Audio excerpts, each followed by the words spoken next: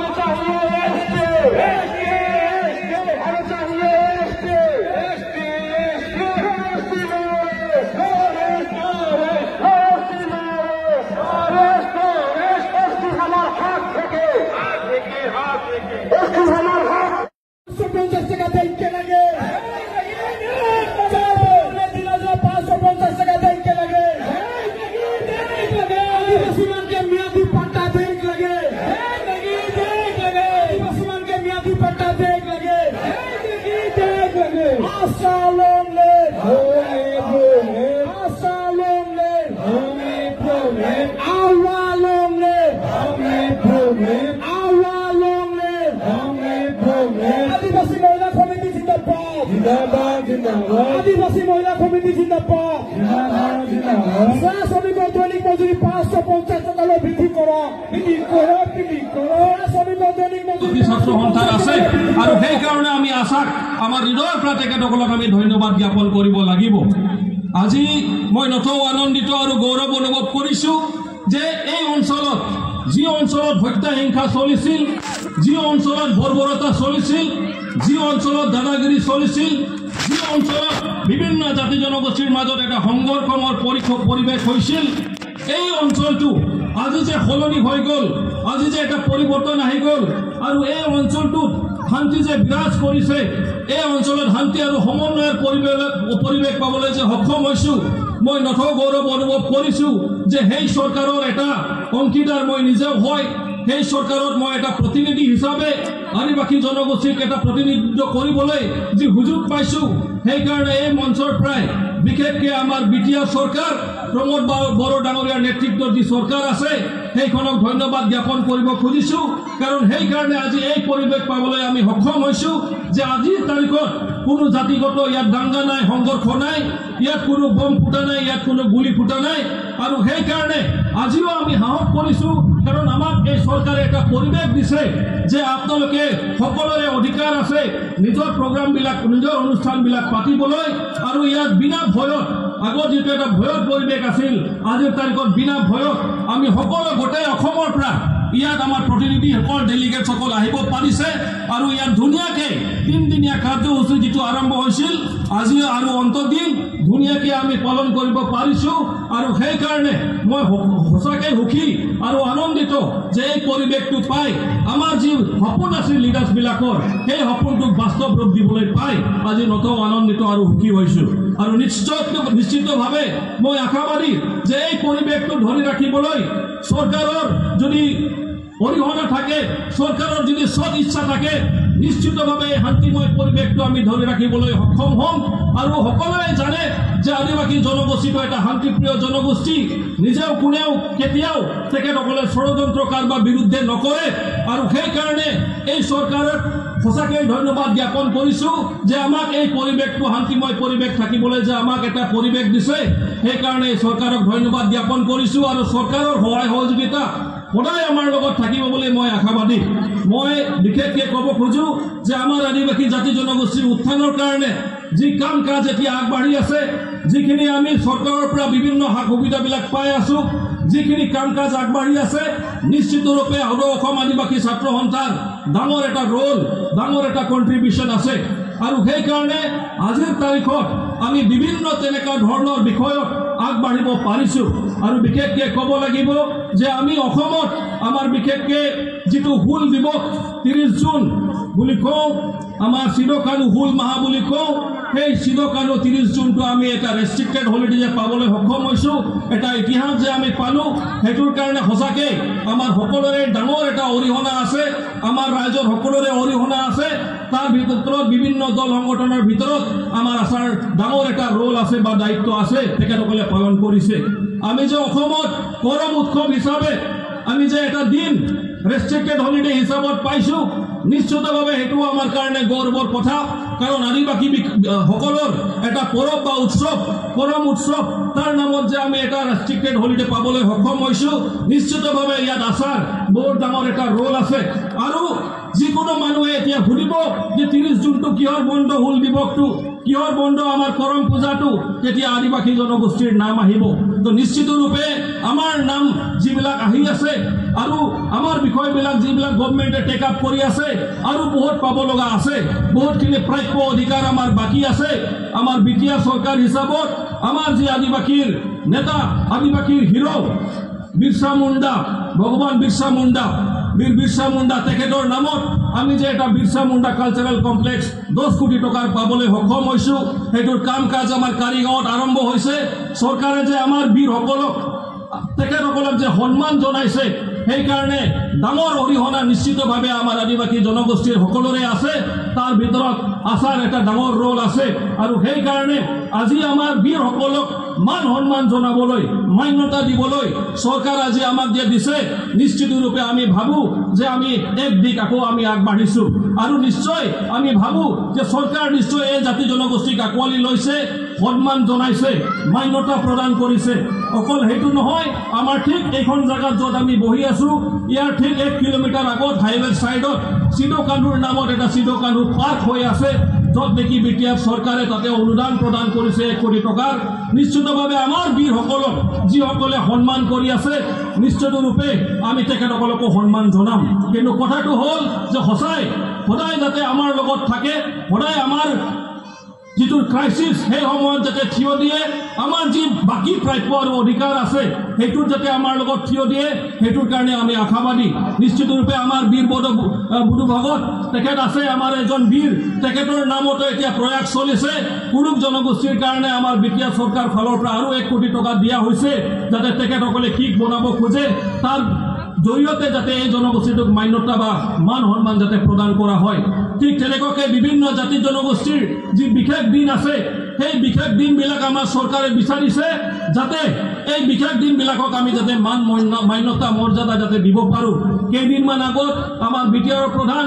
প্ৰমোদ বড়ো ডাঙৰীয়াই বিশেষকৈ আমাৰ মাজত সাঁওতাল জনগোষ্ঠীৰ মাজত যিটো দাসাই উৎসৱ হয় দাসাই পৰৱ হয় সেইখনকো তেখেতে অপেনলি মানে ৰেষ্ট্ৰিক্টেড হলিডে হিচাপে ঘোষণা কৰিছে ঠিক তেনেকুৱা ধৰণে বিভিন্ন জাতি জনগোষ্ঠীৰ যিটো বিশেষ দিন তেখেতে বিচাৰিছে যে আপোনালোকে দিয়ক আমি প্ৰত্যেকটো বিশেষ দিনত আপোনালোকৰ আমি এটা ৰেষ্ট্ৰিক্টেড হলিডে দিম যাতে সেই দিনটো এটা স্মৰণ কৰিব পাৰোঁ আদিবাসী জনগোষ্ঠীক সন্মান জনোৱাৰ কাৰণে যাতে এটা পদক্ষেপ যাতে হয় আৰু ঠিক তেনেকুৱা ধৰণে এতিয়া যিখিনি চৰকাৰ ফালৰ পৰা আমাৰ ভিজন ডকুমেণ্ট হৈ আছে নিশ্চিতভাৱে আমি আশাবাদী যে এই ভিজন ডকুমেণ্টৰ জৰিয়তে আমি যি দিশত আগবাঢ়িব লাগে সেই দিশত যাতে আমি আগবাঢ়িব পাৰোঁ মোৰ ক'বলগীয়া বেছি নাই বিশেষকৈ এইটোৱে ক'ব খুজিছোঁ যে আদিবাসী মহাসভা যে পাতি আছোঁ এইটো আমি এনেই পাতা নাই এই কেইটা যে উদাহৰণ যে দিলোঁ এইটোৰ কাৰণে দিলোঁ যাতে আমি সকলোৱে যাতে অৱগত হওঁ যে এনেকুৱা প্লেটফৰ্মৰ আমাৰ দৰকাৰ আছে য'ৰ পৰা আমি নিৰ্ণয় ল'ব পাৰিম য'ৰ পৰা আমি ডিচিশ্যন এটা ল'ব পাৰিম আৰু এই ডিচিশ্যনটোৰ ওপৰত বেছ কৰি যাতে আমি চৰকাৰক হেঁচা প্ৰয়োগ কৰিব পাৰোঁ সদায় আৰু যিটো আমাৰ অধিকাৰ প্ৰাপ্য সেইবিলাক পাবলৈ যাতে আমি সক্ষম হ'ব পাৰোঁ খুব গৌৰৱ অনুভৱ কৰিছোঁ যে আমাৰ যিসকল বীৰসকল আছিল আমাৰ বিশেষকৈ প্ৰয়াত জষ্টিন লাকৰা ডাঙৰীয়া আমাৰ প্ৰয়াত বস্কো চেৰমাকৰ ডাঙৰীয়া প্ৰয়াত আমাৰ আন্দ্ৰিয়াছ মাৰাণ্ডী ডাঙৰীয়া তেখেতসকলৰ নামতো আমাৰ চৰকাৰ ফালৰ পৰা এটা ভৱন নিৰ্মাণ কৰাৰ কাৰণে অনুদান প্ৰদান কৰা হৈছে যাতে তেখেতসকলক আমি সন্মান জনাব পাৰোঁ ঠিক তেনেকুৱা ধৰণে আমাৰ অসমৰ এটা মন্ত্ৰী যি আছিল মাথিয়াছ টুডু ডাঙৰীয়া তেখেতৰ সন্মান জনাই আমাৰ চৰকাৰ ফালৰ পৰা মাথিয়াছ টুডু মেমৰিয়েল স্পেচ লেব আমি বনাইছোঁ ঠিক তেনেকুৱা ধৰণে আমাৰ মাজত এজন ইএম আছিল লক্ষীৰাম টুডু ডাঙৰীয়া তেখেতক কেইদিনমান আগত ঢুকালে তেখেতক সন্মান জনোৱাৰ কাৰণে তেখেতৰ মেমৰিত আমি এটা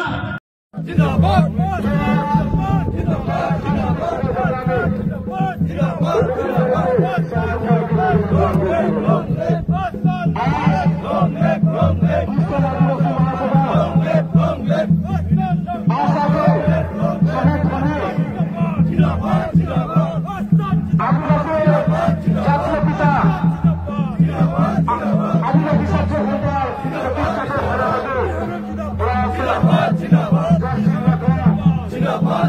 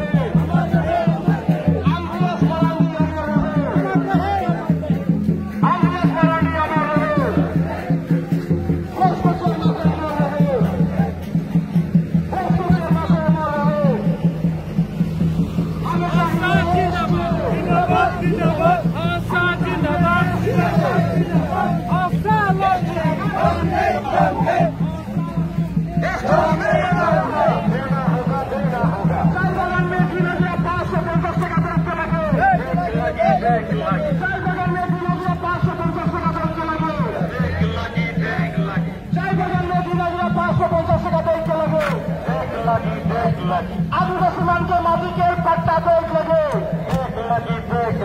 आदिवासी मान के माटी पट्टा देख लगे आशा जिंदाबाद आशा लेंगे आशा लेंगे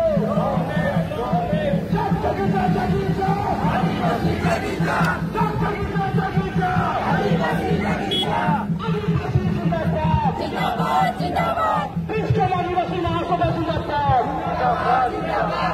आदिवासी महासभा जिंदाबाद आशा जिंदाबाद